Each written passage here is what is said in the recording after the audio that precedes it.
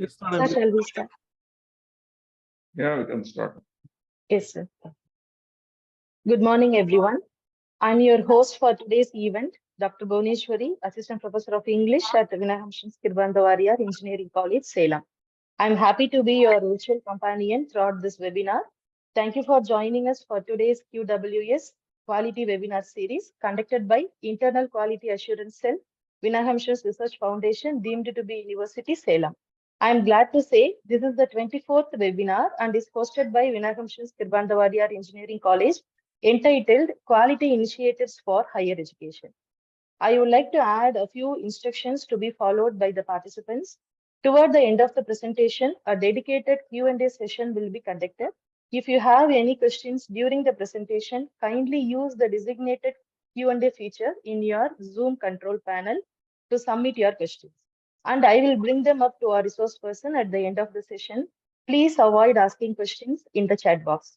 The feedback link will be provided at the end of the session in the chat box. I kindly request everyone to give your feedback after this informative session. Now, I would like to invite respected Dr. R. Sasikumar sir, Principal of Vinayakamshan Kirbandavaria Engineering College, to deliver the welcome address. Okay. Good morning to one and all present here.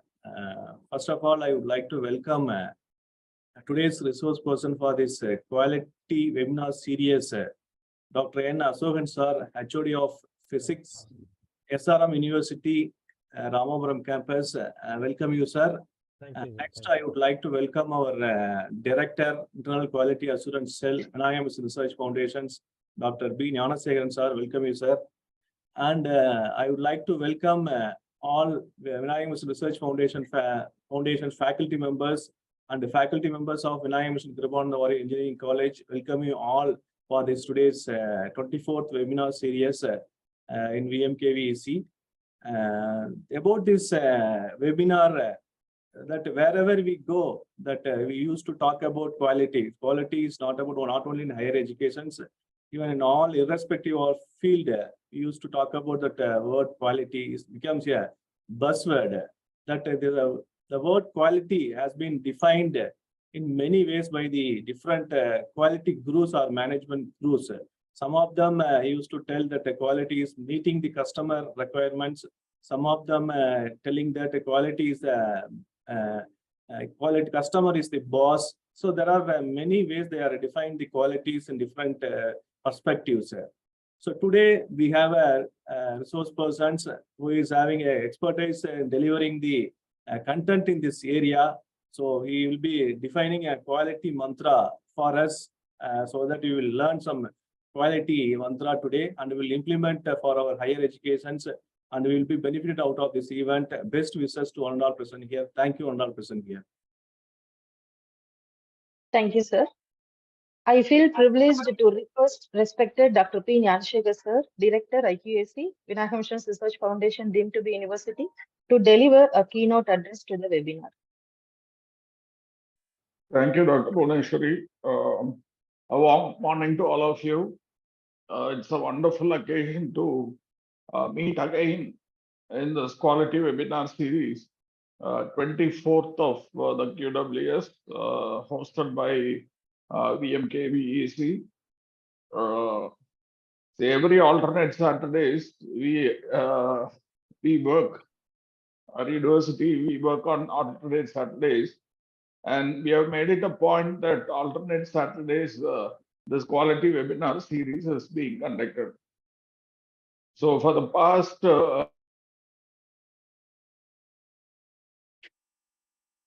4th webinar, when we started this, we thought, no, to have a interaction with the faculty of the university, because we were then struggling with the COVID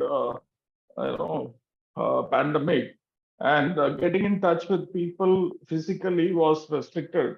So we thought we'll use the online platform, wherein we can bring in the various experts across the country. And to be very frank, we had a couple of webinars with experts outside the country too.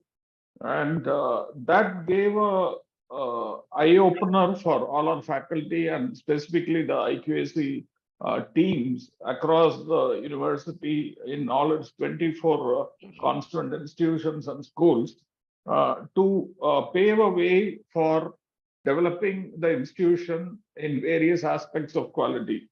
That even helped us in our second cycle to achieve A grade in NAAC. So now into the third cycle, we have set a target of 3.75. That is something which we think is achievable, easily achievable, provided we maintain quality.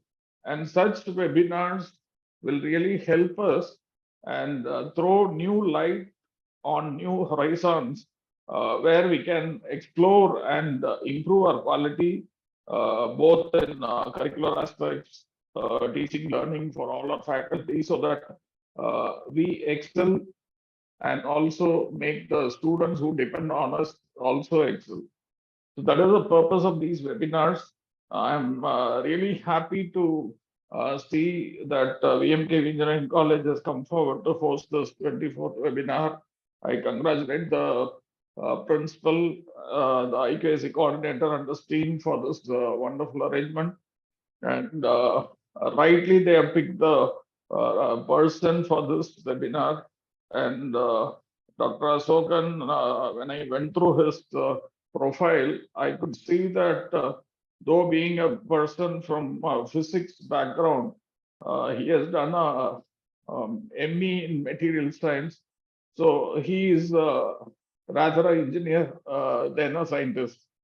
So that way we can, we feel that we are at home listening to one of our own fraternity.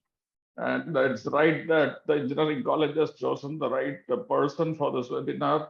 And I do hope at the end of this webinar, all the participants will take home wonderful information and new thoughts, which will help in improving quality in our institutions. I wish the webinar all the best. Thank you. Have a great day. Thank you so much, sir. Introducing our resource person to you all is Glee to me. Respected Dr. V.N. Ashokan is an educational leader, consultant, certified accreditor, resource person in faculty development, mentor, keynote speaker, and a lifelong self-learner. He received his full-time doctorate in material science, engineering education from NITTTR Chennai, University of Madras, ME Material Science from Regional Engineering College, Trichy, and his MSc Physics from National College, Trichy, Tamil Nadu. He was the former director, dean, and principal of leading educational institutions in Tamil Nadu. He has 25 years of experience in the development of sound educational institutions. He excelled in developing and executing plans, formulating policies, bringing strategies into practice, and providing overall growth direction. At the highest level of management, he is skilled in planning, directing, and facilitating activities. An enterprising leader who can deal with the people and processes from various levels and backgrounds. He is highly skilled in the taxonomy of teaching, learning, and assessing process, revised Bloom's taxonomy, constructing multiple choice questions, faculty development programs on academic delivery and academic audit, micro and macro teaching, performance excellence, developing personal mastery, and educational leadership.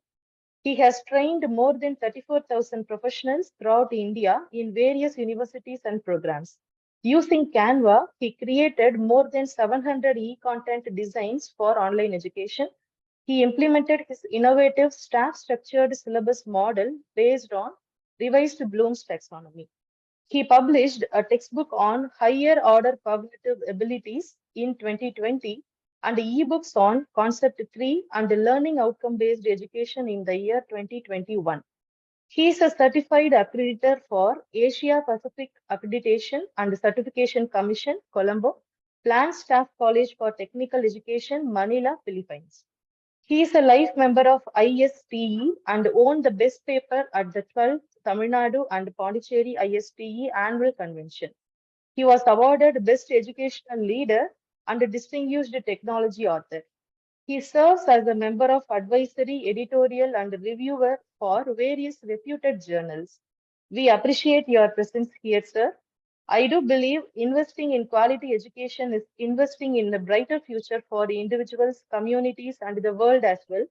Today, we are glad to get more in-depth information on the specific subject. Without further ado, let's give the virtual stage to our esteemed speaker, Dr. N. Ashokan, sir, who will guide us through quality initiatives for higher education. Please, sir.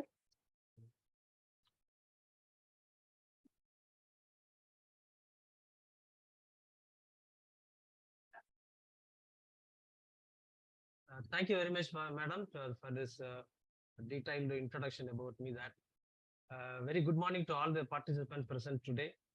I'm very thankful to the management, principal, director, IQAC, coordinators, and other coordinators to coordinating this wonderful session on quality initiative of higher educations.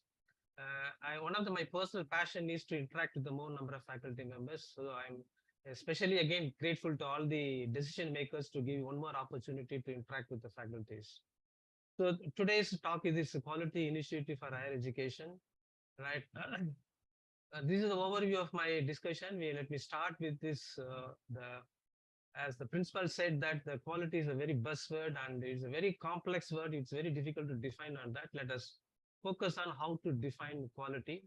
When we talk about defining the quality, we can't define the quality alone. So out of my own experience, I always talk quality with respect to the relevance. So quality and relevance always together. We can't separate that. So because whenever this context changes or environment changes, the definition of the quality will definitely change. So that's why I always talk about quality and relevance together only. I don't separate the quality and context. And we let us list out what are the factors affecting the quality, so that if we are able to understand what are the different factors which affect the quality, we can initiate the activities to improve that. Those are the areas we can improve those factors on that. So we'll discuss what are the factors affecting the quality. And coming to this higher education institutions, already the quality initiatives and some of the initiatives already started that, like OBE, NEP 2020. Now this is 3 years over when introduction of this NEP 2020. Now we are in the implementation part. This and accreditation, of course, last 10 years people are talking about that. Still, people are working on it. And industry 4.0 was we are talking about that. Now we do not know how industry 4.0 is completely exploited, but in the meantime, industry 5.0 is also introduced in the industries. And yes, we want to discuss about this. What is this education 5.0? So these are some of the quality initiatives already we started. We are traveling along with that. Some of the initiatives we are expecting anytime tomorrow, day after tomorrow, in the near future, we may introduce that. And of course, when you talk about this quality initiatives, it's purely a change management. So I would like to give only the outline of change management, because the change management, if you want to go into that, definitely take another 3 hours. It's not possible. That's so I will just give what are the outline of the change management, so that you can able to focus in depth after that. What is that change management is going about that. And I identify there are 5 areas or elements where we can initiate our quality initiatives. Namely, there's leaders at every level, and purpose paradox, people first, develop competency and extreme executions. So these are some of the concepts. You have 5 most important concepts where we can initiate these quality initiatives to improve the quality of education as a whole. And finally, yes, after this is a time we have to revisit and rethink and rediscover our belief, thought, and assumptions. What are the areas where we want to revisit all these things? Finally, at the end of this session, definitely you come across that. And after this, one of the important lesson I learned during the pandemic is that any activity we start that, we have to develop the ability to restart from zero every time. So this is one of the important lessons I learned from the pandemic. So whenever we talk these initiatives, quality initiatives, or whenever we want to do any improvement in terms of quality, we should always be ready to restart from the zero. That's very, very important. That so if you say take any of the corporations in the world, if you take this IBM, when we transfer from these mainframe computers to this desktop system, these even IBM company people do not know aware of that this is the desktop system is coming up in this business in the computer world. Even without aware of this, IBM people think that we are the number one in this computer field. But after the Jessner takeover of the CEO of this IBM company, he find it very difficult to make awareness of the inside people that completely our business is going to be ruined out. It's very difficult for him, this Jessner. So he thought that when you want to go for the new things, yes, we have to start from the zero. So that is why this IBM company, during this Jessner period as a CEO, he restart from the zero. Then he rebuilt it, this company IBM. That's why still this IBM company is doing very well. Not only IBM company, any corporate world, if you talk about this, the company is surviving more than 50 years or 75 years. Whenever the new leadership is taking up, they always look into that restart from the zero. That's why they can able to do that. So whenever you want to do this continuous improvement on quality, in terms of quality in every activity we do, it is better to restart from the zero. Or otherwise we can say that in another company, I'm not able to recollect the company name, but this Bossity is there, Ram Charan and Bossity, there are two top class leadership people, CEOs of companies. They are working together in one company that company was not doing well. That CEO says that I want to resign, so I want to go and join some other company. Then this Bossity says that, sir, if you go to resign this company, you go to another company, what you are going to do that? Because that's a new company, you have to you have to start from the zero. Why don't you start from zero here? Or otherwise, you see that this is the company you are joining today. Forget about how many years you are experienced here. This is the company already today you joined as a CEO. So what are the things you want to do? Why don't we do that in that sense? So this is a discussion. They had this fruitful and meaningful discussion. Both the people have done it. Again, they restart from the zero. So restart from the zero is one of the important lesson anywhere if you want to improve this quality or if you want to do the continuous improvement of that. So today I joined this company, this organization. What are the things I want to do? Forget about how many years I'm working here. This is what we have to. So this is the way this thinking must be there so that we can start from the zero.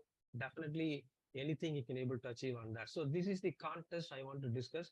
And what are the discuss I'm discussing is with respect to the individuals. With respect to the individuals, I don't say in my context I don't have you.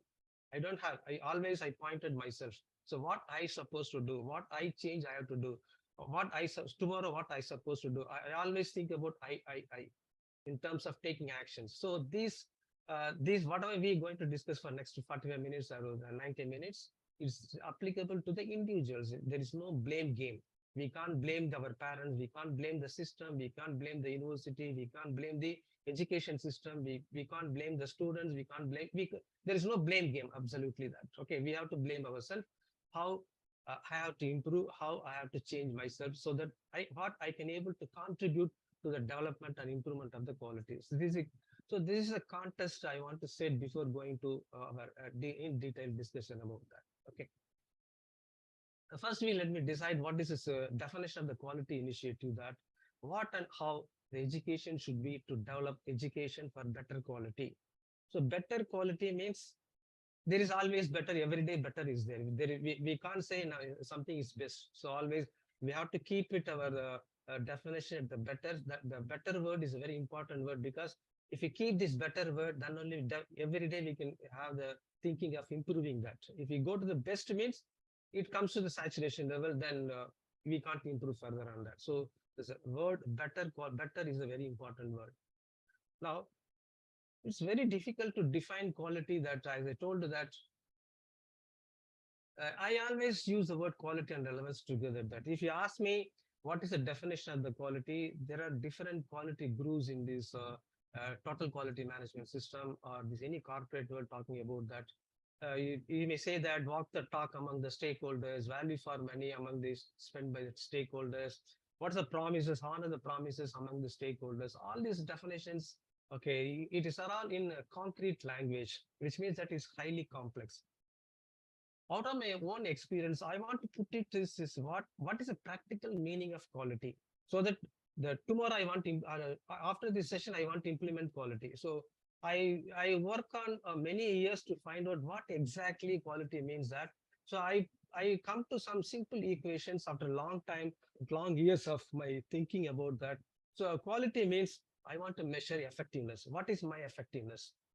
What is the outcome I'm able to produce? I put it in the simple equation that, so the ratio between what is maximum possible for me, what with respect to what actually I achieved it. Okay, so simple example that I'm talking about that. Today this session starts by 11 o'clock. Okay, what is maximum possible for me? I can able to join by 10:45, 10:50, 10:55. Well before 11 o'clock, I can able to join. That is maximum possible for me, right? So what actually I did it, I joined 10:45. I joined by 10:55. I joined exactly 11 o'clock. I joined after the session starts. So there are three stages will be there, right? So the ratio, if you talk about this, my effectiveness with respect to joining the session is the effectiveness is 100%, less than 100%, or more than 100%. So this is where I measure my quality, effectiveness. So everyone has to measure their quality with respect to every activity we do. So when you're coming to this college, we do daily a minimum 10 to 15 activities. We do that. So for every activity, you measure your quality, effectiveness, what is maximum possible for me, what actually I did. So today I have 10 activities. At the end of the day, please measure. Out of 10 activities, how many activities my effectiveness is more than 100%, exactly 100%, less than 100%. It is not possible for every individuals all the time you have to produce more than 100%, not. But if you start observing it, definitely there is every possibility you can improve the quality. So every individual has to measure their effectiveness with respect to what is my maximum possible for me, what actually I did for every activity. At the end of the day, please measure what is your effectiveness today. This is one way of measuring the quality. Sir, Aswagan sir, oh, sorry for interruption, sir. Yes, sir. Volume கொஞ்சம் இப்ப கரெக்டா இருக்குங்க sir. Volume இப்ப கரெக்டா இருக்கு. Okay. It is only this adjustment, right? Then Every day you measure this quality. That's every activity also you can able to measure it. So, for example, coming to the college, you say that college starts by 9 o'clock. You measure for 1 month. After 30 days, what is maximum possible for me to coming to the college or going to the class according to the timetable? So for 30 days, what is the maximum possible for me to go to the class with respect to timetable? If suppose class starts by 9 o'clock, am I inside the classroom by 8:50, before 9 o'clock, exactly 9 o'clock, after 9 o'clock? So you measure one activity for 30 days so that particular activity quality you can able to improve on that. So there are two ways of improving the individual's quality in terms of what is maximum possible for me, what actually I did. So you take 10 active every day, how many activities you're supposed to deliver, or at the end of the day, measure out of 10 activities, 8 activities I have effectiveness more than 100%, less than 100%, or you measure any one particular activity over the period of 30 months, 30 days. Then you please find out that what is your quality on that. So this is the way you have to measure the quality, and quality has to start from the individuals on every activity.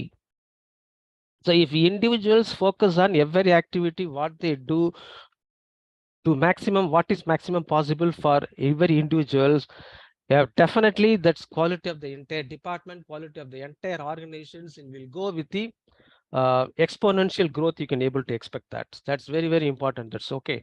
So this is the way you have to measure the quality upon that. Again, I am asking that we don't have any constant definition for quality. See, the definition of the quality with respect to, I have my own definition of quality, you have your own definition of the quality, because when the context change, definitely the meaning definition of the quality will change.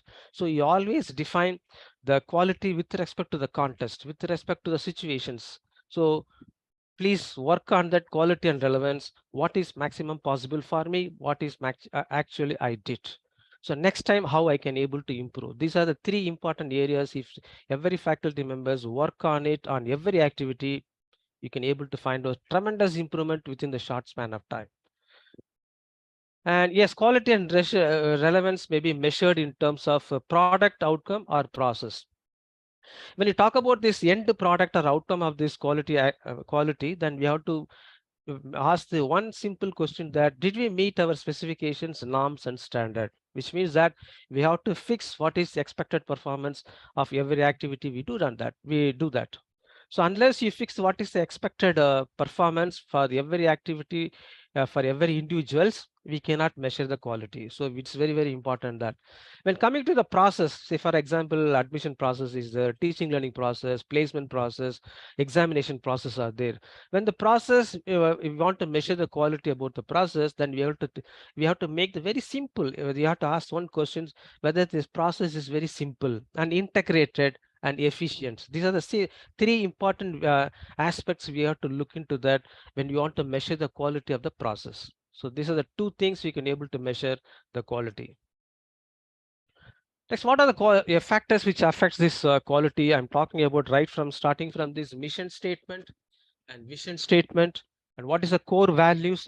I'm taking about the mission. It's not only the statement. You have to understand the real meaning of what is mission, what is vision. That okay, then what is the core values, and what is the objective daily every faculty member bring it to the workplace? That's very, very important. That are we focused every day on every activities, and how much transparency we have, and do we have this duplication of the work? Because when coming to this IQAC and all, we are started collecting the data from various resources and put it in consolidate all these things. You have to think about this, how duplication of the work people are doing that, and how much is time you are saving or wasting. That matters a lot. And what is a resource management is very, very important. That so lack of mission vision, core values, objectives, focus, transparency, and resource, these are all the reasons for this quality which affects that. Let us understand one by one what is that, so that you can able to have a deep understanding about how we can new initiative you can able to initiate in these areas, so that because the quality improvement, quality initiated and all, it's are completely intangible. Directly we cannot measure it. It's very difficult to measure it. Only some initiatives you can able to see immediate impact. Some initiatives, even if you take it for sometimes 3 months, 6 months, or even after 1 year also it takes that. So we cannot immediately say that when we talk about the initiatives, we then able to observe these impact or benefit on that. So let us understand one by one what is the when talking about this mission means the purpose, why we want to do this particular activity. That may I request any one of the participants, please read these slides, please.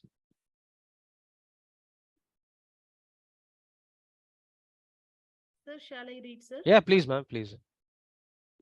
Should I read everything in the Yeah, slides? every Okay. slide. Okay. Purpose, why mission? No, Why do purpose. you, You start. Okay, start, please. yes, sir. Why do you do what you do? Why do you clean hospital rooms? Because that's what my boss tells me to do. Why? Because it keeps the rooms from getting dirty. Why does that matter? Because it makes the rooms more sanitary and more pleasant. Why does that matter? Because it keeps the patients healthy and happy. Understanding the purpose of the work allows for innovation and improvisation. Who is the beneficiary of your work and how are you contributing to them? Contribution, making a contribution to the health and happiness of patients. Yes. So this is one of the instruction people giving in the hospital for the housekeeping people. We feel that what is our general assumption, that when you go to the hospital, when we feel sick, that we strongly believe that the doctor's diagnosis, guidance, medicines, and the nurses taking care is only keep the patients happy and healthy. Not at all. So even housekeeping people also contributing to the happy and healthiness of the patients. Why? So when we give the instruction to the housekeeping people, we say that you every half an hour or every 1 hour you sweep, mop, scrub, sanitize, and repeat for every 1 hour. This is the instruction normally we give to the housekeeping people. That once we make them to understand why these housekeeping people doing that, they are also contributing to the health and happiness of the patients. We need not do micromanagement. We need not do micromanage because they feel that they're proud about that. They're also contributing to the patient's health and happiness. The completely the micromanagement will not be there. And if they understand the purpose, yes, I'm contributing to the health and happiness. Every day you can expect the people to do innovations. Now people talking about the innovations. Innovations cannot teach. It has to come from this creativity. Unless people understand why I'm doing this, why I'm doing this activity, what is the purpose I'm doing this activity, bringing the innovation is very difficult on that. So what is the purpose means, purpose, why I am doing this activity, who is the beneficiary of my work, what is my contribution to this particular people, particular activity. This is a responsibility of every individuals to make them to understand or understand before doing any activity on that. So mission means why. Mission means why, purpose, right? Now I'm talking about this why. Why do I choose teaching as my profession or career beyond making money? That's very, very important that. See, making money is very important to lead the quality of life. I don't have any second thought on it. But how long are we going to work for making money? That matters a lot. If you throughout your career, if you start working for the money, you cannot think about the quality.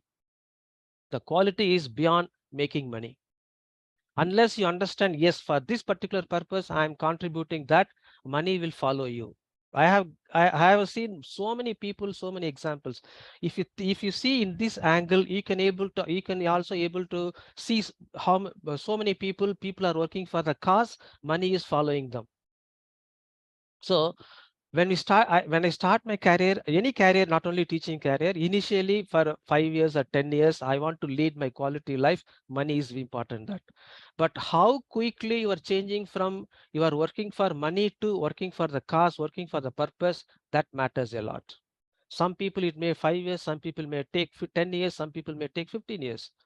It's nothing wrong in that. Please, what I want to emphasize that please understand that already you may cross across, you have sufficient money to lead quality of life. Then you please change over to working for cause, so that money will follow you automatically. That right.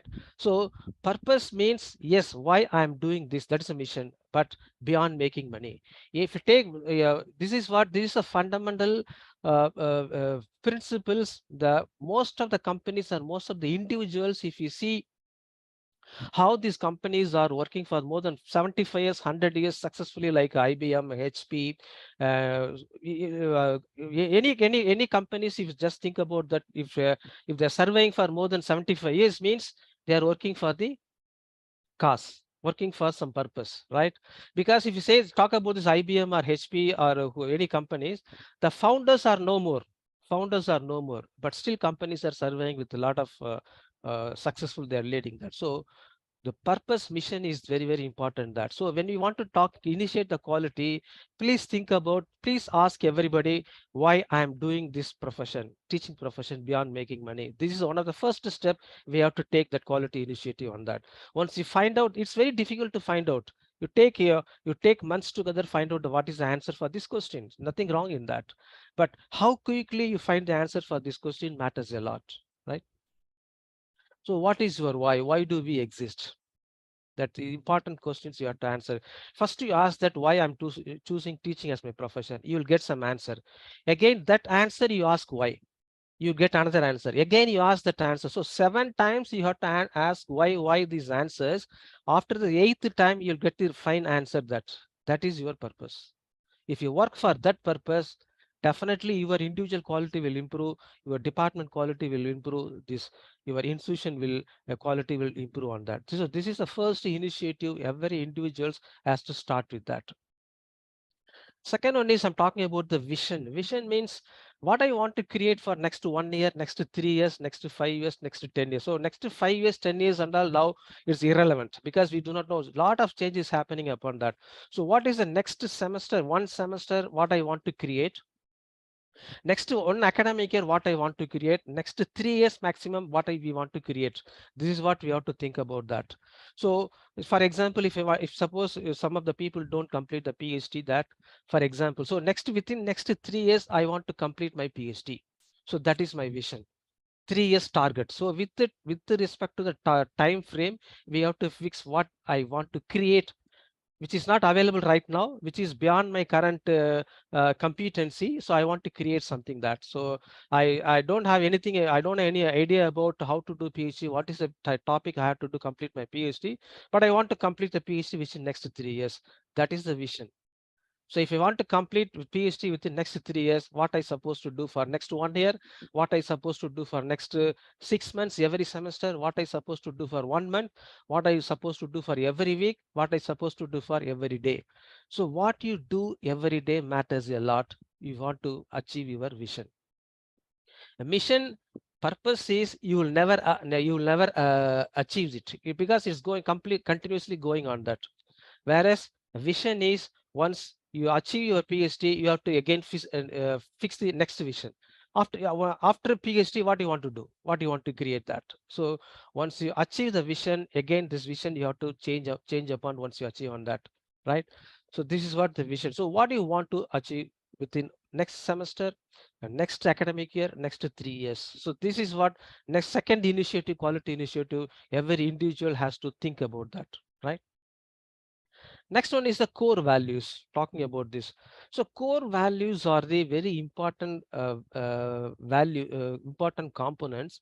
Based upon that, every individual has to take the very important, well-informed academic decisions daily basis. So unless you know what is the core value of individuals, unless you are very clear about what is the core values of my department, what's the core values of my institutions, it's very difficult to take decisions, because otherwise if you do not know the value, the decision making process will delayed.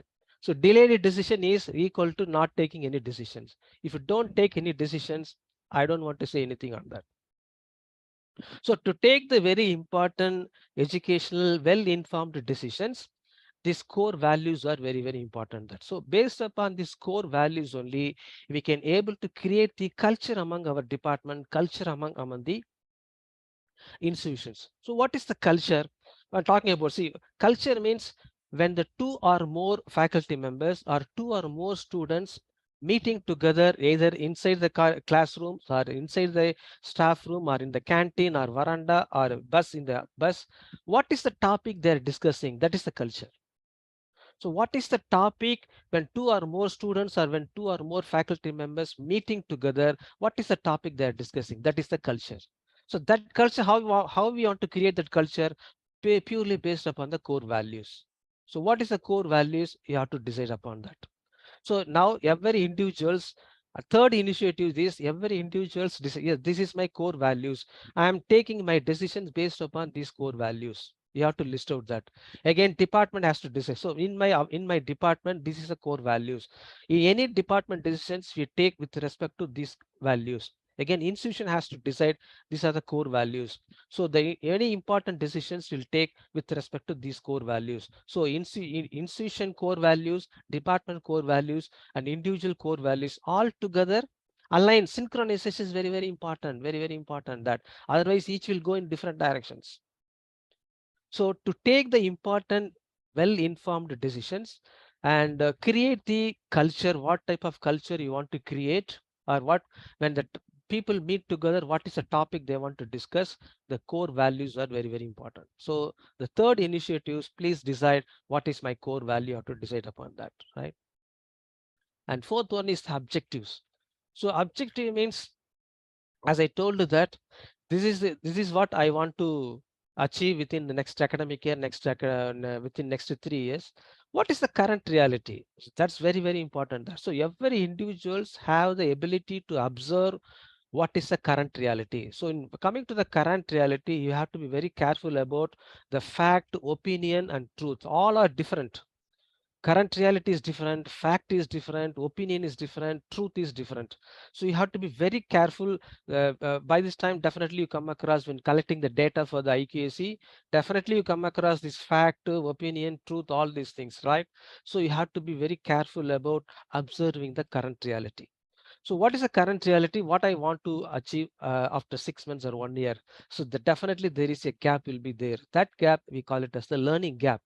So any activity, if you want to fill up this learning gap, we call it as the objectives, which means objectives means every day I have to do. So if I want to complete my PhD within next 3 years, what I want to do today. So I have to come with some objectives. So these are the objectives I want to do complete today. So every faculties when coming to his college or university come with some objectives. Today, this is my target. I want to achieve that. So there is a fourth quality initiatives. Every individual has to start with that. If you come to the college without any objectives, today what I want supposed to deliver. Today, suppose what I want to complete this particular task, a particular responsibility, which means that we cannot think about the quality, but it's very difficult. Daily we have to do that, but you have to be always keep it in the mindset, in your background of the mind. You have to always think about these are the activities I have to do that. Then only you can start working towards, you can improve the individual's quality. Unless you improve the individual's quality, we cannot expect the institution's quality. So institution's quality is directly proportional to collectively the individual's quality, collectively the improvement of individual's qualities, right? So again, this is the synchronization mapping of is very, very important. Why I do this particular activity, what I want to create next 3 years and next 3 years to fulfill my purpose. What is the core values, or what are the important decision I can able to take to meet my mission purpose statement, and how I am going to do on daily activities. So every activity we do on hourly basis should always keep it fulfill the purpose. So purpose is first, second is vision, and third one is the core values and culture. Fourth one is the objectives. So all should have in line with every synchronization mapping is very, very important. That right. So once you start working on that, definitely every day you can able to see, you can able to observe the quality improvement on that every individuals, right? Again, this is the, we call it as the higher purpose. We call it as the purpose paradox is there. So why these people, why this purpose and this vision, core values and these objectives are very, very important, because this this every day these changes are occurring in this industry, or changes happening everywhere on that. Whenever there is a crisis coming up, like how this pandemic comes, when the people are having very clarity on there about this, what we discussed before, that they can easily come across any crisis coming up. That is very, very important. That, and we have to work for something beyond our imagination, something we work larger than our pictures. Unless you have that kind of dream, that kind of purpose, it's very difficult to create something very big, something very big. So then that sense that this mission purpose statement, a vision, that core values and objectives are very, very important on that, right? Coming to the next second part, we talk about this quality initiatives. So as I told that in the abstract level, in the macro level, this outcome-based education, implementation of national education policy, accreditation, and industry 5.0, education 5.0. These are the new initiatives. Some of the institutes already started, is going. We are also traveling along with them. And if I want to so very specifically at micro level, at the concrete level, quality initiatives, maybe you may be introducing the new courses and new programs. That is also one of the quality initiatives, right? So quality initiative, definitely we can able to do on that. Why this out? Why many of the institutions find it to have a very good score in the accreditation, 100%. Why people find it difficult to implement the national education policy? Why this implementation and execution, we are not comfortable with that. So no, though we know all these things, quality initiatives going upon that, this implementation, when coming to the execution and implementation, we find it very difficult. So that's why it is, that is what we want to discuss now about that, right? When just I want to introduce that one of the new initiatives and is this Education 5.0. The Education 5.0 is interconnected between this Life 3.0 is a new coming up, Industry 5.0 is newly coming up, new initiatives coming up, and the Web 5.0 is coming up, new initiative, and Society 5.0 is coming up, new things. So Society 5.0 is a new initiative started from the Japan, and Industry 5.0, yes, people say that it's still this Industry 4.0 is not completely exploited, and some people already started 5.0. So now we are in between this for industry 4.0 and industry 5.0. And of course, life again, this we are in between this 2.0 and 3.0. Again, web again we are in this web 3. In between the 3.0 and 5.0. Still the 4.0 is something fishy about that. So when we talk about this education 5.0, it is all interconnected. When we frame the curriculum, when we talk about the teaching learning process, when we talk about this assessment and evaluation of the students, we have to take it into consideration all these areas: life 3.0, industry 5.0, web, society 5.0, all these things. When we talk, we have to consider while framing the curriculum towards this education 5.0. Whereas education 5.0 is a new curve. In the world, only the Zimbabwe country only is there officially, that ministry or government has announced this education 5.0. The education 5.0, what the Zimbabwe country says, that ministry says that they want to include the industrialization along with the institutions. So incorporating the industrialization in the institution, they call it as the industry 5.0. So the definition will vary for institution to institutions. That's what we were talking about that. So which level I am here in my institution, whether I am in the industry 3.0 or education 3.0 or education 4.0, what is my education 5.0? Now we have to decide. I have to define. There is no constant definition of education 5.0 is there. So when you're talking about education 5.0, definitely you have to consider all these things in terms of curriculum formation, teaching learning process, and assessment evaluations, right? Now, coming to that, when coming to why this implementation is very difficult, when talking about this 5 different new quality initiatives, I identified this 5 most important aspect about this when coming to this education, execution and implementation. One is leaders at every level, and purpose paradox, people first, develop competency, and execution. These are the 5 different concepts I would like to discuss in detail about that, right? So when you're talking about the leaders, people think that leaders are something different. No, not at all. If you have the followers, you are the leader. Very simple definition. If you have the follower, even if you have one follower, you are a leader. So all teachers are already leaders, because you are going to the class, 60 students or 50 students are following your instruction. So you are the leader. So if you have the follower, you are the leader. This is very simple definition, right? Now, again, coming to the leader, every leader is a teacher. Without teaching, you cannot become a leader. Teaching point. See, every leader has a teaching point. Every leader has a teaching point. So these are the 2 important things. Please understand very clearly that all teachers are already leaders. Don't think that I'm only the teacher. No, you are already a leader. Is that now you just think about that. What is your contribution as a leader? And if you become the leader, that yes, you must have always teaching point to the others.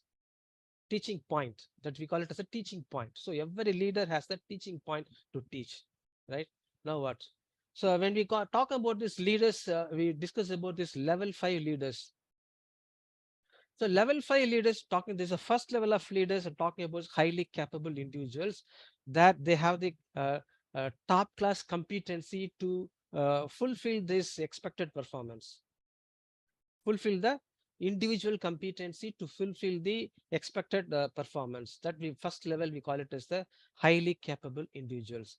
So second level leaders, we're talking about contributing to the team members. When it coming to the workplace, please understand there are 3 types of work will be there. One work, 30% of the works every individual has to do independently. That we're talking about highly capable individuals, level 1. 30% of work I have to do independently, unless I have the sufficient competency. That's why I put the develop competency. We'll discuss on that. So 30% work I have to do independently, and contributing the team members. So another 30% work I have to contribute to somebody else. Similarly, another 30% people have to contribute to me. So in that sense, whether I'm playing a team member, that's very important. That so that's the second level. So I have to contribute I'm dependency. So 30% of work I'm depending on you. Another some people depending on me, I have to depend on somebody else. So dependency of work will be there, another 30%. So another 40% work is interdependent. I am depending on you, you are depending on me. I cannot complete this work independently. You cannot complete this particular work independently. Together only we can able to complete this work. So you have the clarity on clarity on these three type of works. Whether I have to do independently, whether I am depending on somebody else, then I have to interdepend on that. If you understand that, definitely that work will be completed within the time on that. So that we come to this the competent level and fourth level effective leader on that. So the fifth level of leader only we need now. So now if you want to initiate the quality initiatives among the individuals, which level you are playing the role, whether you are playing the first level of leader, second level of leader, third level of leader, with respect to that, you please initiate those activities. Whether you want to work independently, whether you work some of the work you want to do dependable or interdependable. That is another initiatives you can start individually. So what is the level 5 leaders are different from other type of leaders? There are 5 areas how these level 5 leaders are different from other kind of leaders. So for example, this Mahatma Gandhi and Abraham Lincoln are the level 5 leaders. There are so many leaders available in this industry. Now, how they are different from others when you talk about that? First difference, they always focus on the right people. Okay, the ability to identify and include the right people in the team to achieve the goal. So the level 5 people, level 5 leaders are have the ability to identify the right people. Okay, and first they identify the right people, then only they frame the strategy. Normally, any leader, normal average leaders, first they will plan their strategy, then they are looking for the people. No, not at all. The level 5 leaders are first they identify the right kind of people. With that right kind of people, they will work out the strategy. Then you need not worry about micro level and all. Automatically things will getting done that, right? This is the first quality of the level 5 leaders. Second one is this we're talking about this first who, then what. Getting the right people on the bus. This is one of the greatest concept will be is discussed in the book Good to Great by Jim Collins. So Jim Collins, while writing this Good to Great book, he has done a lot of research about more than 100 corporate companies. Over the six years of the research, he come to the conclusion about this concept. So he observed a lot of research how these successful leaders I mean, irrespective of this turbulence in the industry, how this one group of people highly successful, what is the special quality they have? So this Jim Collins has identified that this is one of the concept that first who, then what, get the right people on the bus. This is one of the concepts. So first identify the right people on the bus and get up these wrong people from the bus so that and keep the right people in the right seat so that the bus will go to the right destination. You need not worry about the micromanagement, all these things. They know where they have to take the bus. I'm talking about the bus means the institutions, university, department. So when there are people, the right people in the right seat, we need not worry about that. That is the there's one of the main difference between the honorary leader and level 5 leaders are there, right? So without this great people, this great vision, achieving this mission, a purpose is very, very difficult. It's totally irrelevant that. Why this? When facing the chaos and uncertainties, it's your best strategy is to have the bus load of right people. Whenever the crisis is coming up, whenever the changes is happening up, unless you have the right people, it's very difficult to come up to sail through the changes, to sail through the chaos or uncertainties. So identifying, getting the right people is very important. That right? Why these right people on the bus is yes, very easily to change that. Managing, you need not to do this micro level management, and you need not motivate them. Already the people are self-motivated. Already people are self-motivated, right? So we need not do any motivation at all. That this way you need the right people. The second one is they'll accept this brutality of the truth and realities of the data and numbers and situations. They're ready to handle that situations. They're ready to handle the situation, and they have the better hope for the future. So when the situation goes to any level down, they never lose the hope. So what is available with the current reality, what is available with them, the resources available, the data, all these things, how worst, no problem. They have the 100% scope and they can rebuild that, rebuild the institutions. That is a difference between the honorary leaders and level 5 leaders. Second only is they always align with this consistent effort with the goal. That is the they focus more on the efforts. They never depending upon it, they never believe anything other than the efforts. So consistently they put on the efforts so they can able to do improvement on any situation. So this is a one simple example. Of course, you may come across in this social media is what is the 0.01 percentage of effort if you put daily over the period of 1 year, you can able to have 37.7 percentage of result you will able to get. So putting effort, consistent effort is matters a lot. There's a big difference between the honor leader and level 5 leaders are there. And they have this in-depth and analysis. They do any analysis, they do this thorough analysis you have, and they have the in-depth understanding. They have what are the informations you go on that. They have the ability to differentiate between which information is very relevant, very important, which is irrelevant, which is insignificant. They can able to differentiate that. Not only that, with that relevant information, they are able to take action on this. That's one of the topmost quality the level 5 leaders are have, because in today's world it's an unbelievability in the we are living in this crisis of believability, and we do not know which information is fake and which information is fact. So level 5 leaders have the ability to easily identify which is fake, which is a fact, which is important, which is not important, and they have take action on important and significant informations. That is another thing. And finally, they have this ability to the disciplined approach will be there always with them. That self-discipline, any of the in their approach on any activities, they have this highly disciplined approach. They are highly self-disciplined. These are the 5 topmost qualities the level 5 leaders are having when compared to the honorary leaders are there. So as an individual faculty, I already told that all individual faculties are already leaders. So try to develop, try to initiate how to become the level 5 leaders. It's not easy joke. It is not easily you can develop over the period of 6 months or 1 year. It's not easy. It takes years. It takes 3 years, 5 years, even 10 years it takes. But your directions, your track should be in the level 5 leaders. So go to the first level, level 1 leader, level 2 leader, level 3 level 5. So every teacher has to travel in the path of level 5 leaders. So take immediately what is the initiative you want to take to start in the path of towards the level 5 leaders is very, very important. One of the quality initiatives every teacher has to take. So leaders who cannot look beyond their personal role, fame, achievements, etc., can hardly become level 5 leaders. So we need, that's why I told you that if you're working for money, if you're working for fame, if you're working for achievement, you cannot achieve all these things. Even you cannot make money also. If you work beyond that, that's why I said decide what is your why. Why do I choose a teaching profession beyond making money? If you find the answer, if you work for that, definitely you'll become a level 5 leader very soon. And level 5 leadership is difficult to find, and leaders who display it are a cut above the rest. It's very difficult to find out these level 5 leaders.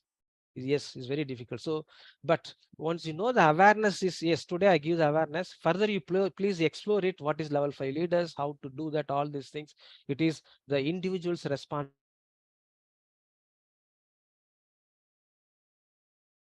Very shortage of these level 5 leaders are there. So if you want to become the level 5 leaders, definitely you have bigger scope. So next, coming to the leadership. So leader is different, leadership is different. A leader means if you have the followers, you're the leader. But leadership is how many people you can able to influence. How many people you are able to influence, right? So how we are going to influence the people, that we call it as the leadership. So leadership is that how walking the talk. So as I told that when these leaders want to influence the people, first they have to demonstrate that they have to be the role model for that. So if you want to role model, if you want to walk the talk, if you want to convince the people, you have to first get into the job. You have to demonstrate them. You have to guide them. You get to mentor them. You have to facilitate them on the spot, in the ground, So that is one of the qualities of leadership. Then only you can be able to influence the people. Then yes, this is what is the key performance indicators leaders are working on it. What is their target, that what they want to achieve on that, you have to keep on working on that, because every people is observing the other people. If I say I am a leader, my followers are keenly watching me. What is my performance? What are the new things I can initiate it? What are the levels I am achieving? They're closely watching on that. So what is my key performance indicators? I have to decide as a leader, then I have to achieve on that. That is another definition of the leadership on that. So leader is, if you have the follower, you have the leader. You are the leader. Leadership means how many people you are able to influence them. That is the leadership, right? This is the biggest difference between the leader and leadership. So again, I put it into this leadership into one equation. A leadership is position plus content multiplication by the values, right? Position means your designation. Now I'm talking about the first time I'm talking about your designation. So what is your designation? Whether you are the assistant professor, associate professor, HOD, or principal, or director, registrar, controller, whoever it may be, that position talking about that designation. Content means what is the, how you are taking the decisions about the particular issue. What are the data you are collecting? On what basis you are taking the decisions?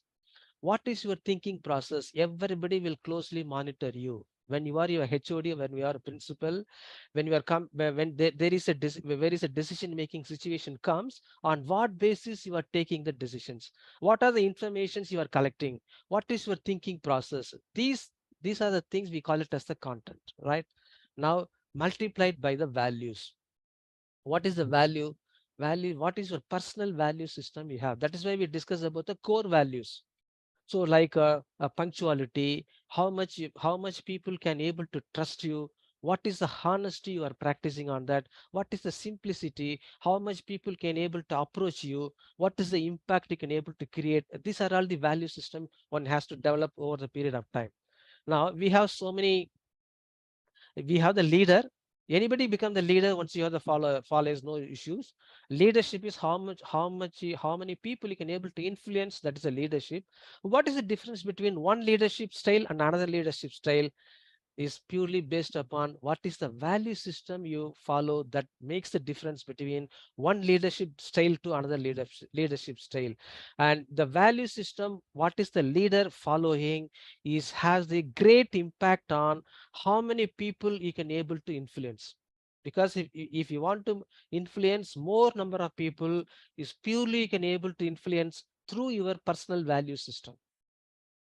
So developing the value system is very, very important for influencing the people, developing the leadership over the period of time, right? So that's the next quality initiative you want to do that. So if you want to, definitely we are already, the teachers are leaders are there. Now we have to focus on a leadership. So when you want to focus on the leadership, what is your personal value system? So develop the personal value system. Through your value system only you can able to influence more number of people. So another important quality initiatives, every individual has to take that, develop what is your value system you want to develop, so that through your value system you can able to influence the people. Next part is the developing competencies there. So I'm talking about this, I have my own framework. Framework is a developing competency in terms of knowledge, skill, talent, technology, growth, mindset, and attitude. This is my framework. So I put it in this competency, again, the mathematically formula: knowledge multiplication by skill, multiplication by technology, multiplication by talent, multiplication by growth mindset, multiplication by attitude. So knowledge, coming to the knowledge, according to me, there are two types of knowledge. One is constant knowledge, another is dynamic knowledge. Constant knowledge means so far constant, which means that, say, for example, if you take Newton's third law, Newton's third law, for every action, there is equal and opposite reaction. So far, no scientist or research has challenged the Newton's third law, which means that as of today, right now, no scientists or researchers challenge the Newton's third law. It holds good even now. So which means that I say because once I Newton's third law, I need not worry about because this is constant, so far constant. Another type is every day the new knowledge is created by the research and scientists. So I have to closely monitor. I have to be alert that what are the changes happening on that. So that knowledge I have to keep on update myself. So one particular area this old knowledge is removed means I have to unlearn that old knowledge and I have to relearn the new knowledge. So that is the knowledge. If you want to develop the competency, you have to have two types of knowledge. You have to identify which knowledge is so far constant. You have to master it. Which knowledge is continuously changing. You have to keep on adding, update yourself. Second is the skill. Skill, people many times people misunderstood. Skill is different, knowledge is different. Not at all. Skill is how to accomplish a particular task step by step, which we call it as the procedural knowledge. So skill means the procedural knowledge is embedded in the skill. Skill means procedural knowledge, how to accomplish a particular task step by step with respect to your role. Your role, that's very, very important. That not with respect to the individuals. Skill is not related to individual. Skill is with respect to role. What is the different roles teachers are playing? Teachers may play the admission counselor role, placement coordinators, IQS coordinators. Going to the class means they are playing the role of teacher. Setting the question paper set, role of a question paper setter. Going for the invigilation, they are playing the role of invigilators. So with respect to that role, what is the skill every individual has to develop? So don't confuse with that role. Skill is not related to the individual, it's related to the particular role, right? So if you want to master in a particular skill, you need to do how many hours of practice. So please Google it. There is a rule, we call it as the 10,000 hours rule is there. So Google it, find out that if you want to become the number one in this world, you have to practice for 10,000 hours. If you practice any activity 10,000 hours, you will become number one in this activity. So already those people completed their 10,000 hours practice, they will become number one. Whether they're talking about the Bill Gates or Warren Buffett or Tendulkar or Kamal Hassan, whoever it may be, that they already crossed 10,000 hours practice on that. So that you have to think about that. So if you want to develop any skill, how many hours you practice every day, that matters a lot, right? Coming to the talent is so knowledge and skill can be transferred from one person to another person. There is no difficulty on that. But when the situation changes, whatever the knowledge you possess, whatever the practice you have over the skill will not work out. When the situation changes, knowledge and skill will not work out because. Excuse me, sir. Sorry. Yeah. Tell me, ma'am. Yes, ma'am. Hello. Volume கேட்கல reach ஆகுது. Is it okay now? Yes, sir. Now, Yes, sir. Yeah. Yes, Yeah. sir. Yeah, this knowledge and skill is situation specific. If the situation changes, your knowledge will not be helpful to you. Whatever the practice you have over the skill will not help you. Only the talent will help you to get in the new situations. So talent is the inborn characteristics which cannot be transferred from one person to another person. Coming to the technology is there. Whenever you use the technology, have the complete understanding about the technologies. Without complete understanding the technology, don't deploy the technology, because if you don't completely understand, it will backfire on it. So you have to, when using the technology, have the complete understanding of the technology, then you use on that. And growth mindset, I'm talking about this. There are a fixed mindset, growth mindset, and other service mindset, others find first mindset. There are 4 or 5 different mindsets are there. So for every activity, if you are not able to complete any activity, please check about whether you have the fixed mindset or growth mindset. So that will help you to improve your competency. Finally, the attitude is that whether you have this right kind of attitude, whether you have the openness for the new ideas, and whether you have the evaluate the ideas. These are all we call it as the attitude. Now, my competency is that the combination of part of knowledge, part of skill, part of technology, part of talent, part of growth mindset, and part of attitude. Competency is that is the state or quality of an individual work. What is the quality of an individual work? Quality I already discussed with you. What is the maximum possible for me? What is actually I'm doing that? Now coming to that, when I am not able to meet the expectations about the particular activity, I have to check about my competency.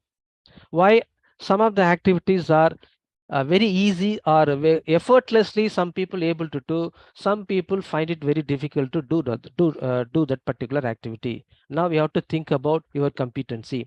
When I find it very difficult to complete a particular activity, which means that I don't have the sufficient competency about that activity. So you have to think about that, whether I'm not able to I'm not able to perform particular activity due to lack of knowledge, gain knowledge. If it is due to lack of skill, do more number of hours practice, definitely you can able to do. If it is the right, if you're not using the right kind of technology, think about the right kind of technology, you can able to do that. Then if you have this mindset, because of this fixed mindset, I'm not able to do, please convert your fixed mindset to growth mindset. Definitely you can able to do that. Then you think about yourself, ask yourself whether it is because of my attitude, then you have to change your attitude. So in that sense, the developing competency of every individual is very, very important. Another important quality initiatives there. So think about this competency with respect to role. So for example, if you say this IQAC department may ask the data from, say, for example, 3.2.1 key indicate performance, people collect the data. So some of the people definitely say they fix the date on coming Friday is the last date on or before Friday, please submit it. Some people immediately will respond within 24 hours. Some people respond within 48 hours. Some people find it difficult, even after deadline, they find it difficult. So find it difficult means think why I find it difficult to collect the data and submit to on the particular date, whether it is due to lack of knowledge, whether due to lack of skill, whether due to lack of attitude, whether due to lack of technology, whether due to lack of my mindset. If you're able to identify which one is that, definitely you can able to improve your competency. Anybody can able to develop the competency. Anybody can able to convert their weakness into the strength. You have to identify why I am not able to perform this particular activity because of whether it is knowledge, skill, talent, technology, mindset, attitude. If you're able to identify which one factor or one or two factors, because of that, I am not able to perform that particular activity, immediately you can change. You can able to perform that. So in that sense, every individual has to develop the competency on that, right? So competency can also result in an increased quality of work or performance. That's very, very important. That not only that, it's favorable result for this others also, like students, clients, boss, who are able to, you can able to produce a more satisfying result to fulfill the stakeholders' expectations, right? So competency can be applied to the individual's improvement. That's very, very, that's why I'm talking about that. Whatever the discussion we are talking here is purely for the every individuals. So when the every individuals improve the competency, definitely your department, your institution's competency will improve. That way the quality will improve on that. So next one is always put people first. People first company, definitely come across that. Why don't we give first priority to the people? If we start giving the first priority to the people, tremendous change you can able to observe it. So take care of the people, in turn people will take care of business. This is one of the mantra. Many people strongly believe in this. They also already highly successful on that. I can quote one of the recently startup company, not recently, about 5, 6, 7 years back, started this. I think among the people, this Mac App Studio. There is one company in Chennai. They started two individuals, one Suresh Kumar and George. They started startup company some 6, 7 years before. They give more first priority to they take care of the people. If I say some of the policies, you don't believe that there is no attendance in the organization. Any people take anytime they want. If they feel that their personal work is important, they need not tell to anybody. They can attend the personal work. They don't. There is no leave policy. Any number of days, depending upon their urgency, emergency, they can take leave. There is no loss of pay. And even if this woman for a woman. employees, they give monthly 3 days leave for their menstrual cycle period. They can take. So there's so many policies they have. If you read all the policy, you'll be amazing whether we are in India, whether we are in Chennai. Even in Chennai, it's companies there in Tamil Nadu. I'm talking about that. So similarly, there are so many companies, so many organizations are there. They're highly successful. They're highly successful on that. They never focus on this micro, all these things. Their focus are only on big things. So the people first is one of the very important thing you have to do on that. Why that?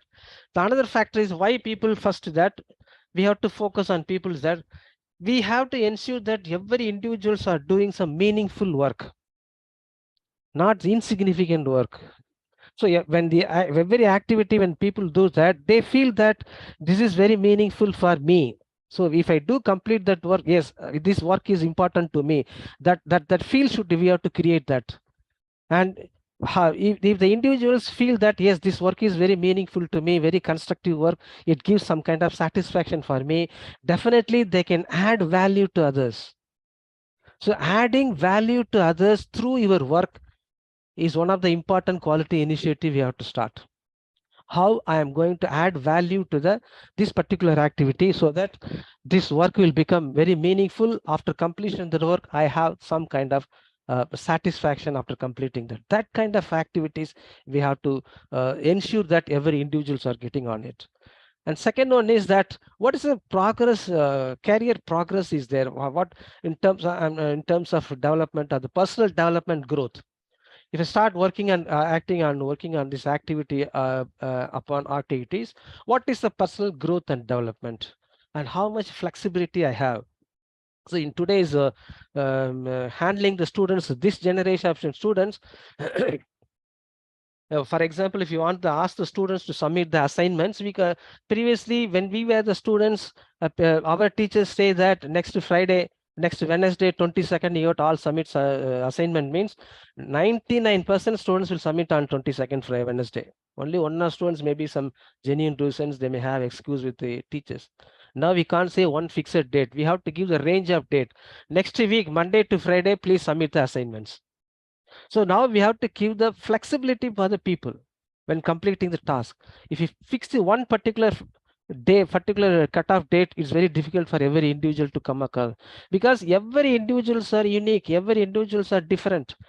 Like Pauli's exclusion principle in physics, no two people having the same set of competency, same set of characteristics. So the flexibility we have to do so that people will feel happy about completing the task. So people first is another concept you have to implement on it. So your people, that is the people first approach, means actively creating the desirable work and desirable work environment which considers and fulfills the need of your most important assets, that is the people is there. So we have to fulfill the important expectations of the employees so that they will in turn fulfill the expectations of the stakeholders. That is the approach we have to do that. So disciplined people, if you bring into them, and they will create the disciplined thought and disciplined action. So basically the people first and the right kind of people in the bus, these are all the very important aspect if you want to improve the quality in all directions, right? And next concept coming to this execution and extreme executions, that right. So what is this extreme execution? So executions means that stop talking, take actions. So every day take actions means that I told you that what is how many objectives you bring here to today to complete on that. So bring the objectives will coming from the home to the workplace. So this is the objective, this is the activities I want to complete on that. So no gossiping, no talking, only discussion and debate. No conversations, discussion and debate. Right. So put into the work and the result speaks for themselves. So without execution, the breakthrough thinking breaks down. So without execution means that why the breakthrough things break down, why we find it difficult to achieve this outcome-based education 100%. So why we are not able to score whatever we want to achieve in these NAAC accreditations? Why we find it? Because that extreme execution is missing on that. So without this extreme execution, this people don't meet their stretch goals. and the revolution stops dead in this in its tracks. So if you start some 10 activities this semester, if you don't have this extreme execution, maybe 2 activities will reach at the end of the semester. Another 2 activities, it starts, it may be in the halfway.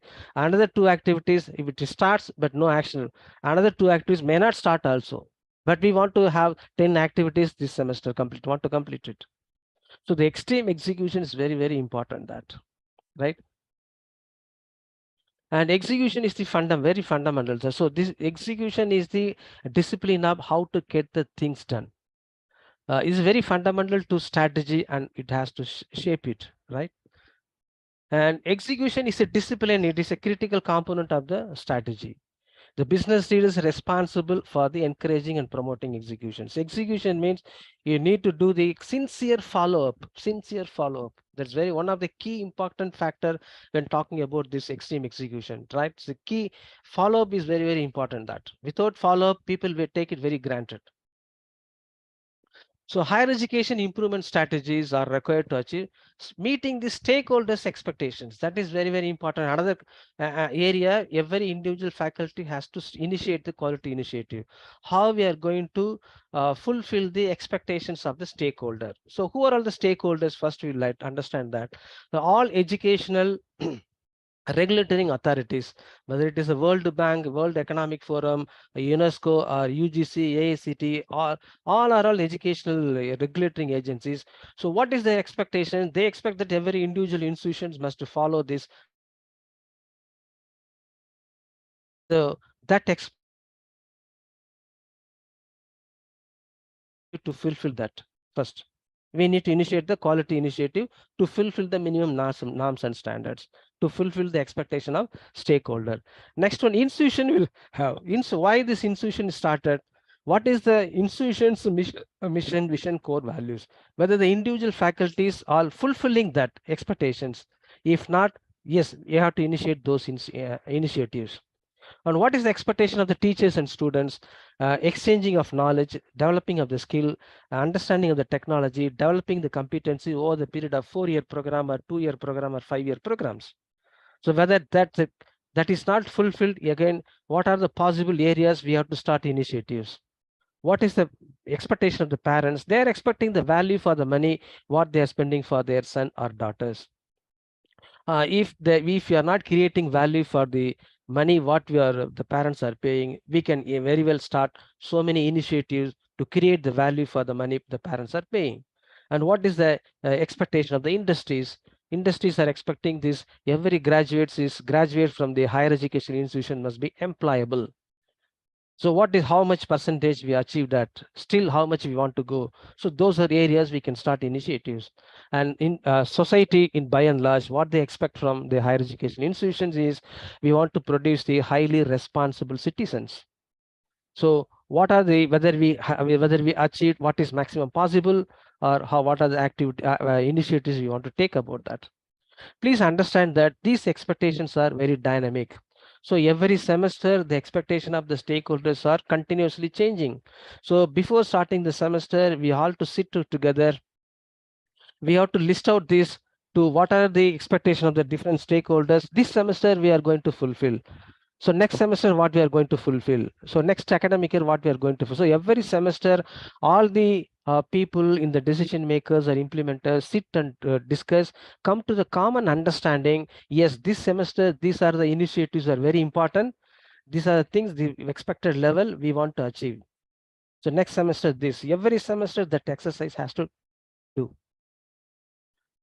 These are so now all these things I'm talking about is related to the change management, because in the industry every quarter, every 3 months a change is happening. That when you ask me that what is the change in these educational institutions, every 1 hour change is happening in our educational institutions. Why? Because we frame the timetable with the 50 minutes.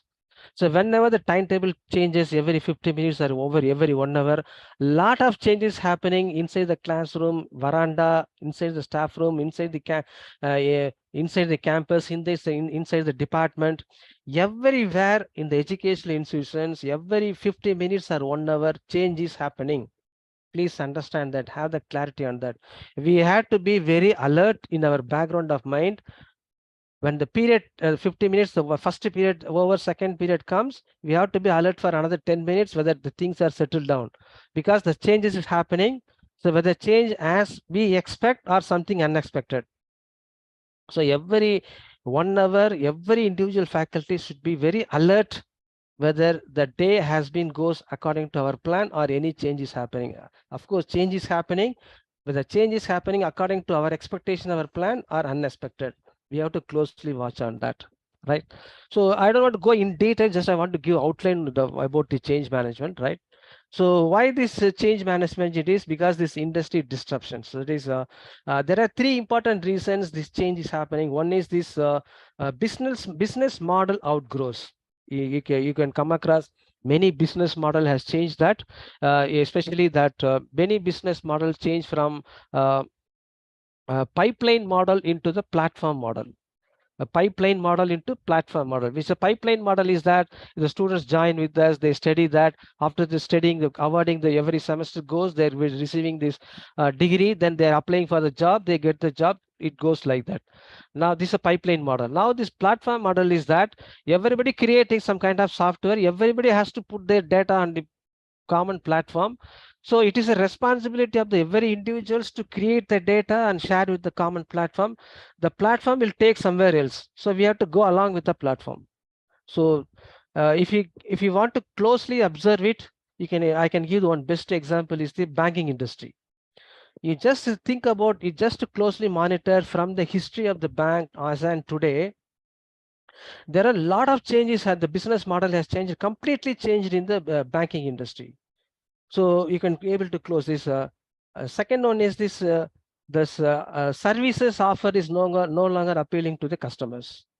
It definitely we come across as far as our education institution is coming up. We have this is what we teach, what we lessons, what the subject, whether we are in a lot of confusion stage that whether it is interesting to the students or not. Still we don't have any clear, completely we are in this complexity, we don't have any, it's very getting to clarity is very difficult on that. Third important thing is technology has pushed out of relevance. That's why the relevance I'm talking about, quality and relevance I'm talking about. So every minute, every 1 hour, the new technology is coming up. Every 1 hour, the new app is coming up. So the technology is completely pushing out of this. So the disruption is continuous, every day is coming up. So how closely we are monitoring that, how we are going to adapt ourselves, this changing scenario is matters a lot, right? Next one is that, so of course, change is very visible, very rapid change. Not only the positive side change is happening, some of the changes, and negative sides also is changing. Some of the changes happening that. So how we are going to take the advantages of changes happening in the positive side, how we are going to prevent ourselves the changes happening in the negative side, that matters a lot. So change is the oxygen of growth and creativity. Now change is the oxygen of the quality education.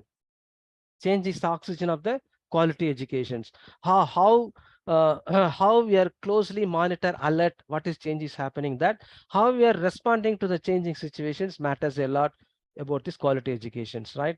So change happening in any part of the world and any industry, it directly or indirectly affecting our classroom. If any change is happening in political change, suppose the war has happened, this is not suppose, the war is happening between this Ukraine and Russia, that has great impact on classrooms indirectly. And now this Sudan somewhere, Sudan, this internal war is happening, that it indirectly affects our. So any change is happening all over the world, or in political, in any banking industry, any type of industry, whether it is changes Google or whether it changes American election, any change is happening any world, directly or indirectly it affects our classrooms. So how it affects, it is our individual responsibility to closely monitor, and we have to prepare ourselves, and we need to respond to the changes, right? And there are two changes. We have two types of changes you can able to create. That one is this internal changes. We want to create our changes because we want to go from NAAC score from 3.6 to 3.75, 3.8. This is the internal change we want to do that. some kind of that. So we want to implement this NEP 2020, NEP implementation of NEP 2020 as the change coming from external force. Now it could become the external force, now coming the internal force, NEP implementation that. So we have to clarify there are two types of environment where the changes are happening. We have to list out what are the changes we want to create so that we can get along with this, what the change is happening in the society. And the changes because of the outside world. Now this social media is one of the greatest impact it creates among this all life of everybody's individuals. So how we are going to respond for that? So these are the areas we have to classify, but we are always under the constant threat under the changes. Which threat we need to identify, because that continuously we do not know that. So we have to be keep alert on it. For organizations, change is not required just to improve the effectiveness. Please don't change that. If you want to go for any change, it is not for improving the quality, it is not improving the effectiveness. It is the question of organization survival. So change is quality improvement is one aspect that is different, right? But coming to the change, what are the changes we want to do for the sake of organization survival, organization growth and development?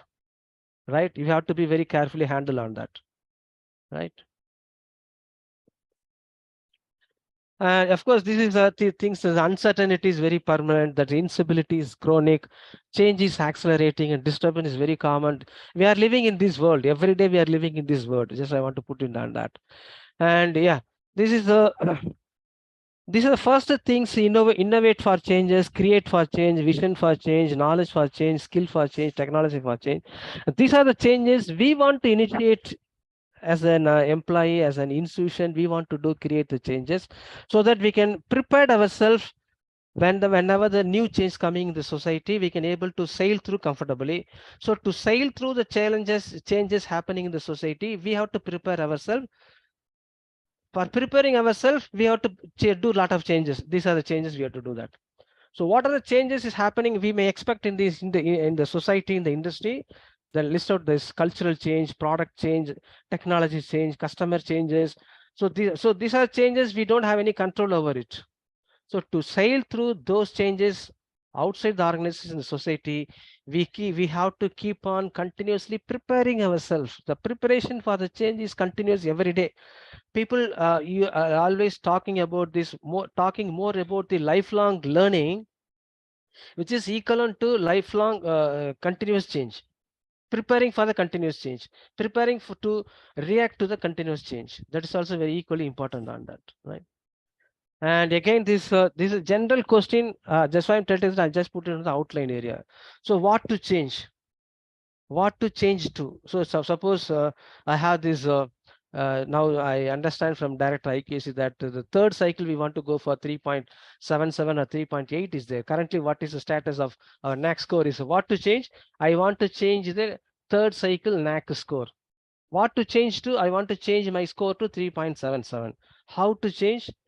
So far we have discussed all the points. Now we have to seriously think about that, discuss about that. What is the maximum possible for you? You have to you have to design and you have to implement it. So these are the simple questions I put on that, but finding the answer is very, very difficult, right? And if coming to the change, we can see the 4 types of people you can able to change that. Very 10 to 15% of the people able to forecast a change, so they change themselves before the change comes. They prepare themselves to sail through the change. They can go easily. You can able to identify by the time in your group of people. Some people said, yes, I am able to feel the change.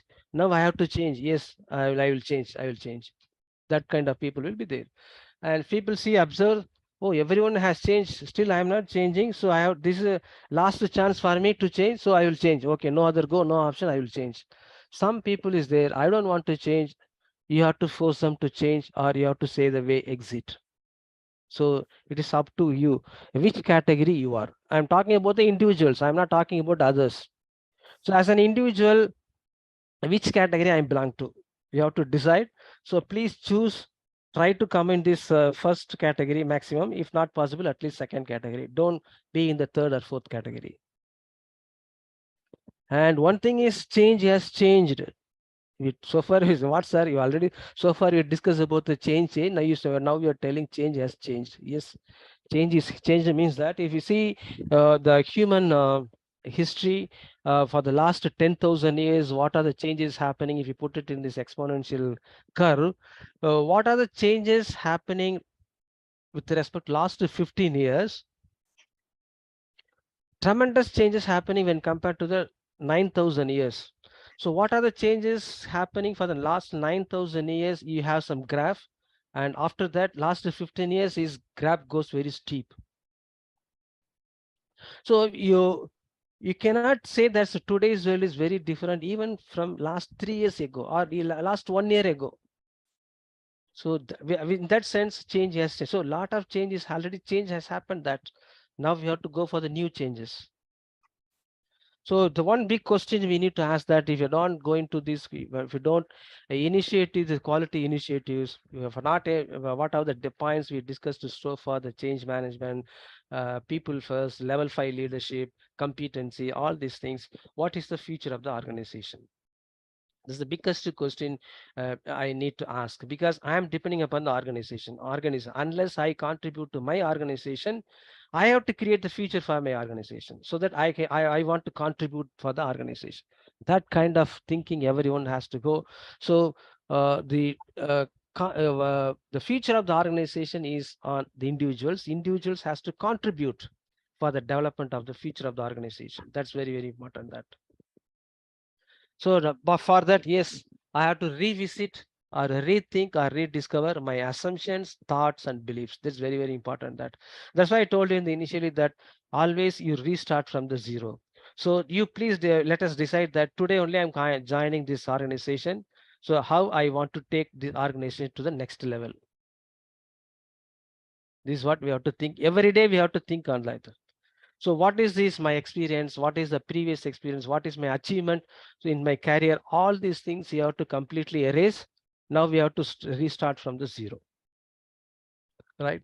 So how to do that? There is another thing is we're talking about what we see and what you do and what you get.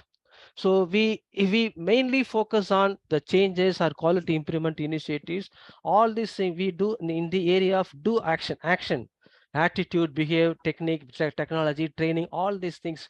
So whatever activities we do at this will not be no use at all. So where we want to change, when coming to the change means we have to focus on your change, your belief, thought, and assumption. This is a very important area. We have to change. Belief means how I see the world. Thought, how I thought, my thought process is there. What is my assumption? That assumptions, you see, if you go to this third semester class, suppose we're going for class third semester, what is the assumption I'm going to take class third semester? My assumption is that all the students in the third semester have cleared all the papers in the first semester and second semester. That is my assumption. I'm going to take class on the third semester. But is it so? No.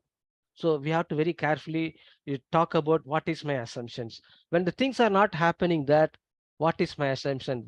Which point I want to start my activity? If I'm not able to get the result, I have to change the starting point. I have to come down. I have to come down. I have to come down. So the starting point, my assumption is at 30,000 feet.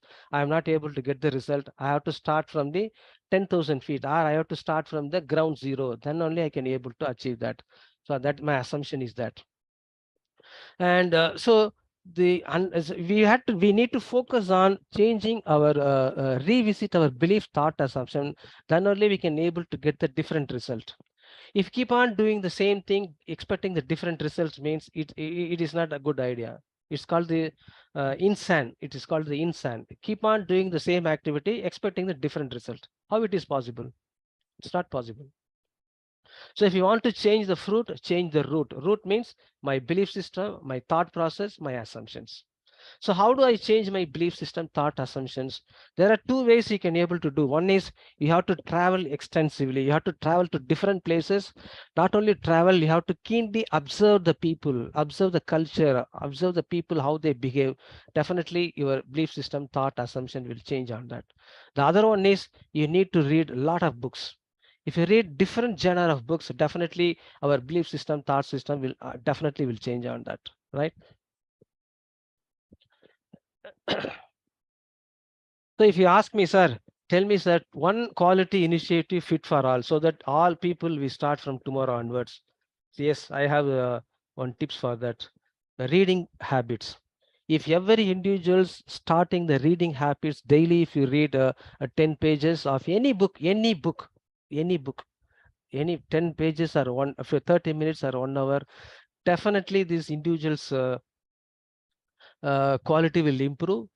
One initiative, please ensure that everybody should have some guarantee that yes, from today onwards I read 10 pages or one topic of any book.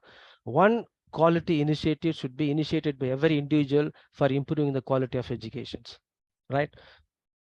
So what book I have to start on that? So I've learned any book you can able to start that.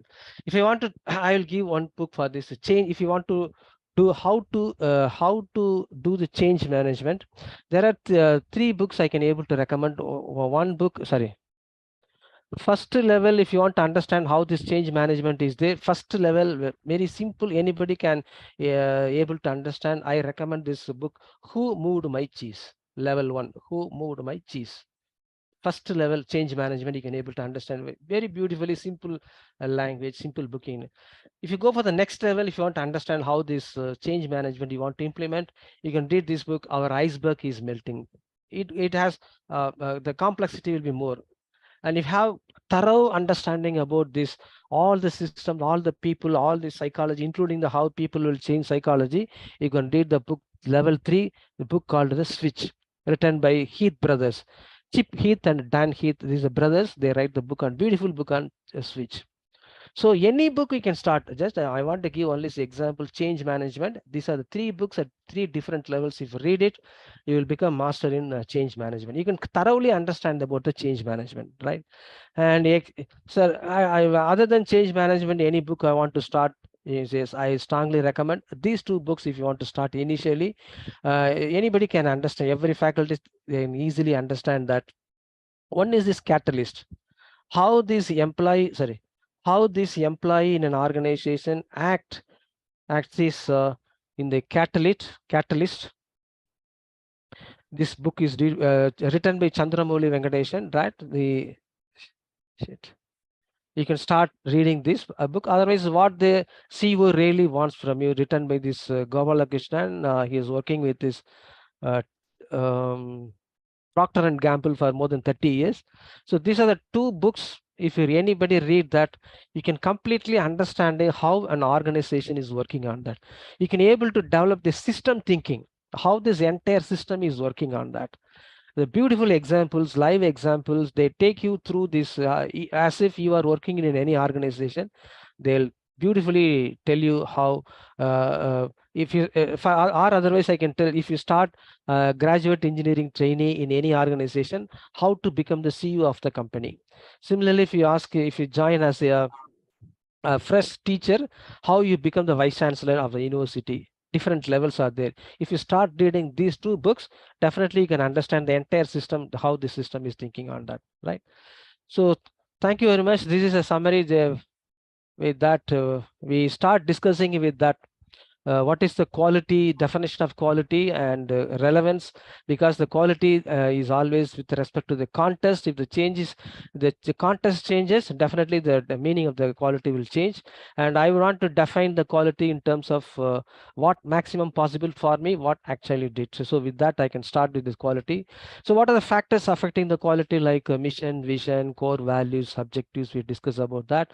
And already this few very important quality initiative already started. This we are going on that, and we are moving on this next implementation of NEP and Education 5.0. And there are 5 concepts we discuss about this leaders at level. What is the purpose paradox? Developing these competency in terms of knowledge, skill, talent, technology. Then people give the first people priority is there. And in all these things, yes, the quality initiative means we need to discuss about this. It's basically change management. So how we are going to effectively do this change management, effectively implemented, that matters a lot. So one thing, one quality initiatives I request every faculty members to start immediately is reading books. Start your book reading habit, definitely your quality will improve within next 3 months. I will guarantee for it. Thank you very much. Any questions I love to answer, please. Sir, thank you for your captivating and very clear and informative presentation, sir. Thank you. Shall we proceed, sir, to our question and answer Sure, session? madam. Sure. Yeah. Yes, sir. Sir, this is the question raised from Sri Kumar, research scholar of MBA. Respected sir, good morning. How can we handle the people to friend peacefully who are neither self-motivated nor getting motivated by others? Kindly advise, sir. Coming to this motivation, you know, this Maslow's hierarchy of human needs is there. That is a very basic formula. It's highly effective formula. It is implemented more than 30 years. It is there. So first, please understand why people. What is the motivation? This first level, this people motivation. They are working for money, or they are working for this basic needs of this, like shelter, food, all these things. Once you identify what is the motivation, which motivates the individuals, you can able to easily identify them. We can able to motivate the people. So it is a first thought is I identify what motivates the individuals to complete the task. Thank you, sir. Yeah. The next question is from Dr. P. Selvam, sir, head of EEE department, VMKVEC.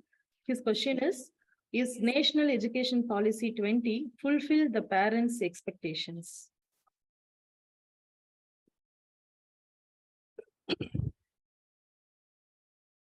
The is fulfilling this in total fulfilling the stakeholders' expectation is very important factor. This one thing is that because we are only in the initial stages of national education policy implementation. Of course, the policy announcement only 3 years is completed now. I don't know how much percentage, even not even 10% we started implementing on that. So once we come across when even the national education policy 2030, they are going to sit and discuss about that what are the challenges while implementing this national education policy. This national education policy, every authorities, every organization have the responsibility to create the every year report. They want to create what are the challenges and the issues, concerns they want when implementing that. So once they list out this report, every individual responsible organizations, and they are going to discuss on 2030 all the report every year they created that, and 2030 we can expect that there is a complete change on this towards this 2013 implementation of the national education policy. So by the time I think that if over the period next 7 years, if not only parents' expectations, any of the stakeholders' expectations is not fulfilled because of so many challenges and issues and concerns, definitely they will address in the 2030. So till then we need to wait. Not only parents' expectations, all the stakeholders' expectations, we have to wait. Thank you for your response, sir. Yeah. The next question is from Dr. Arun Kumar Madhuappan. The question is, acceptance level of individual is degrading day by day. How it can be developed, sir? Accepting level, this is the tolerance level you're talking about. That people get very easily irritated. Yes, sir. Can I understand in that sense? Accepting level. Yes, sir. Actually, Yeah. he's asking like nowadays the people are not having that much of patience to accept. So how that accepting capacity can be developed, sir? That is the question. Ma'am, it's purely depending upon the people's experience. If the fresh people, they don't definitely they don't have much time. The tolerance level will be very, very less. If you deal with the more number of people, deal with the different situations over the period of time. That's why I'm talking about the experience, right? So experience also not time spent at work. I'm not talking about the experience. Every day, how many people you are dealing with that will improve your tolerance level. Or I can always give 2 suggestions if you want to improve your tolerance level. First, you every month you go to your ration shop, go and get your rations in the ration shop. Definitely your acceptance level improve. One thing, because practically I'm always telling to my people this. Second one is always you travel in the public transport. You travel in the public transport, you observe a lot of people behavior, especially the people, the conductor, how you deal with these people while getting the change and tickets. What are the arguments, talk is going on between all these things. If you closely observe it, definitely your tolerance level will improve. I suggest go to ration shop, get your ration thing every month. Maximum wherever it is possible, you travel with the public transport, because nowadays traveling in the public transport is completely reduced. Every people are having their own two-wheelers. When coming to the signal, they don't want to wait even that. Why? Because they want to have their own vehicle, they want to raise their accelerator. If you go in the public transport, you need to wait. The accelerator is not in your hand. So that is a starting point. The accelerator in the driving on the wheel, and that will only spoil that acceptance level. So if you, as many as you reduce your having the handle in the accelerator level, your own wheel, try to travel in the public transport. Definitely your acceptance level will improve. And how many people, different kind of people every day you deal with that, definitely that will help you to improve your acceptance tolerance level. Thank you, sir. That is very helpful. The next question is also from Sri Kumar. Respected sir, how to identify right people to develop the organization? Any scientific method applicable? Please advise, sir. Well, there is no, like a quality, there is no definition for the right people. When getting the priorities, when they give some two important works, how they set the priorities, for which activity they give the priorities, that based upon that you can able to decide that. See, when you interact with the people half an hour, 30 minutes or maximum 1 hour, by this time you can able to identify who are all the right people with you. You know very well, no, by this time. See, when in any department, if you see, if for example, if I say that in the department head is there, or a principal is there, principal very well know that which work I can able to give to which people, so that I can able to get the things done very comfortably, which means that they are the right people for that particular right job. There is no right people all to the holistic right people. There is no we can't define that. For doing this particular work, he or she is the right people.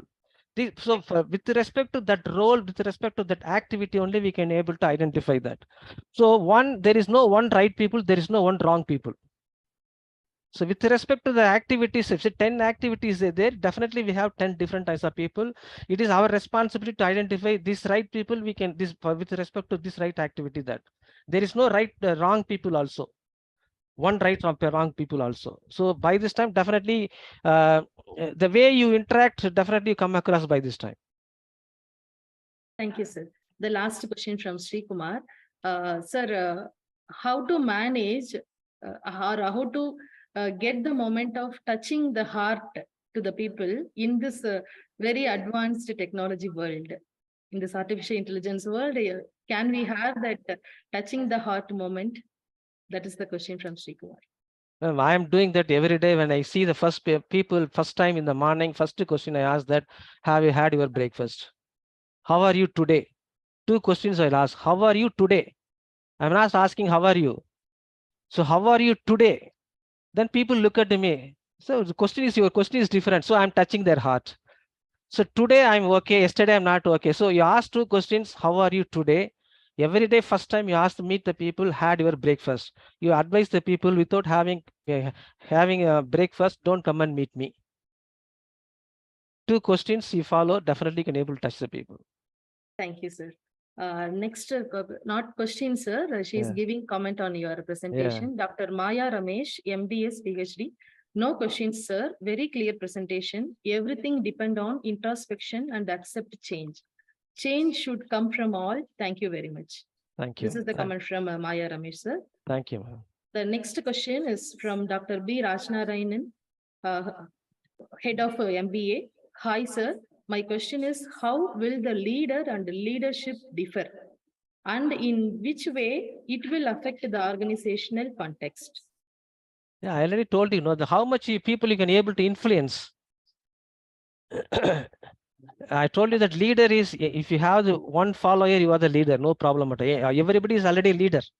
Yes, sir. There is no question about that. But how much people you can able to influence them, you can able to create the impact, you can able to create the legacy, that matters a lot.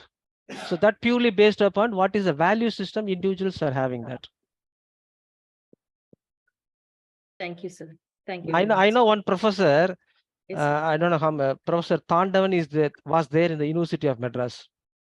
So whenever anybody goes to his room, immediately he stand up and he give the hands and wishes us.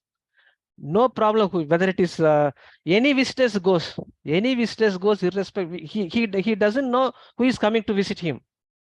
Their name, their position, he never bother about. Whenever he go that, he stand up from this professor, he stand up from the seat and give the handshake.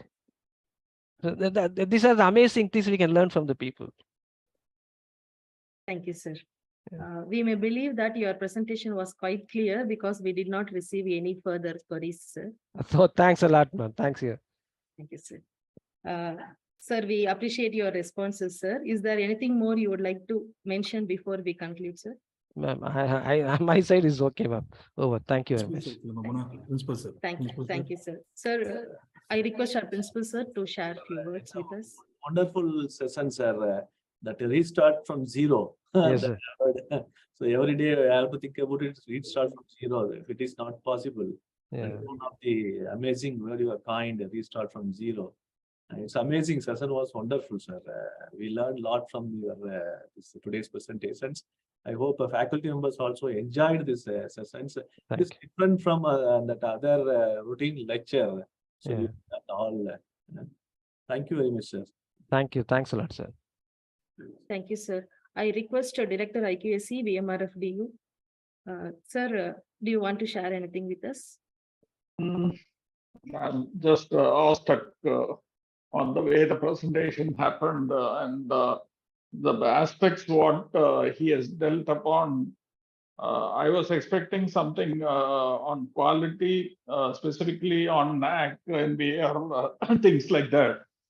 But he has taken us through a journey of quality of life. So I Thank you, sir. really wonder whether he's a professor of physics or a professor of psychiatry. Thanks, sir. It was really wonderful. And one question, probably I think you'll be the right person to tell me. Please, sir. We have been discussing on change, all that. Now technology is moving towards Chat GPT.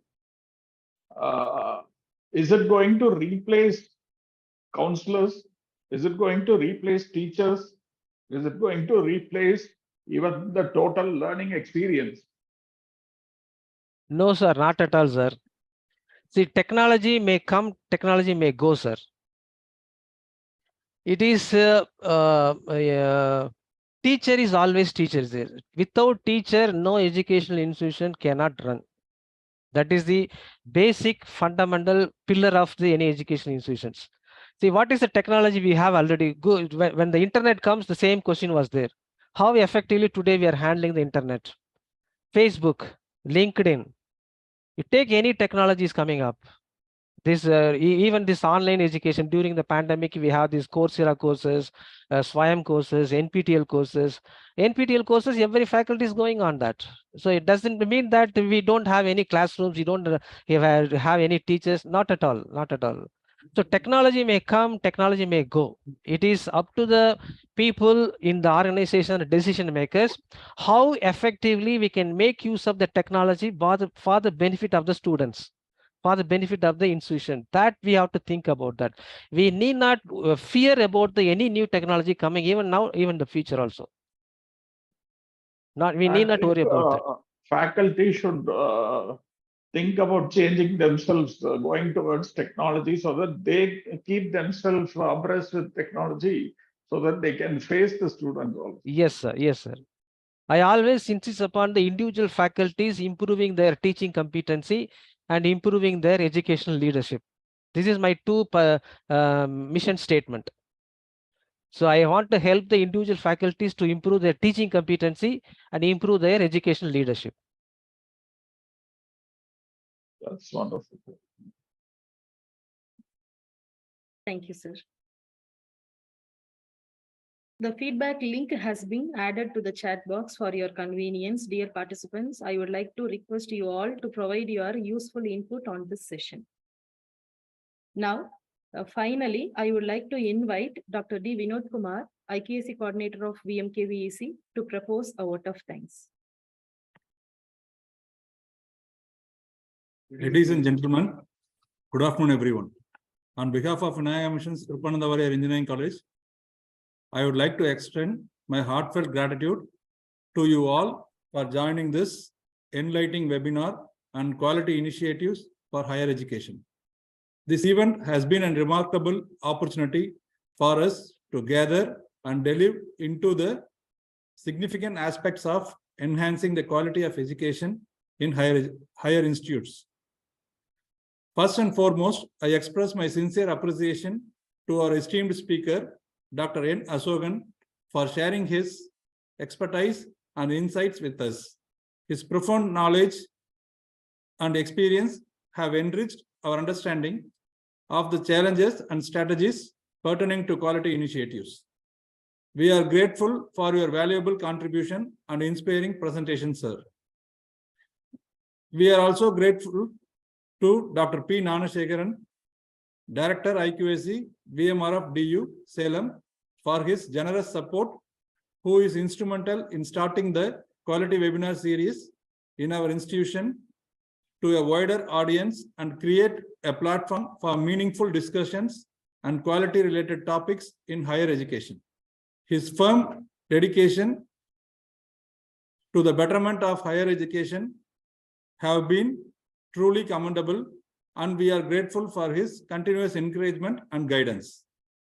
I would like to thank Dr. R. Sasikumar, Principal, VMKVEC, for his guidance and support in organizing this webinar. His visionary leadership and commitment to promoting quality education have played a vital role in bringing this event to execution. Furthermore, I would like to acknowledge that tireless efforts of the organizing team and the technical support staff who have diligently behind the scenes to ensure the smooth execution of this seminar. Finally, I would like to express our gratitude to our audience for their time, enthusiasm, and commitment to continuous improvement in higher education. Your presence today signifies your dedication to the pursuit of excellence and your determination to derive positive changes in the educational landscape. To conclude, we are honored to have the opportunity to host this enlightening webinar. Thank you once again to everyone involved in making this webinar a resounding success. We look forward to your continuous support in further endeavors. Thank you and have a wonderful weekend. Thank you, sir. Thank you very much. Thank you, sir. sir. Thank you very much. Thank you, ma'am. Thank you, sir. Thank you. Once Thank again, you, sir. on- Thank you, sir. Once again, on behalf of our institution, I would like to extend our appreciation to everyone for taking the time to join us. Thank you all. Thank you, sir. Thank you. Thank you, ma'am. Thank you.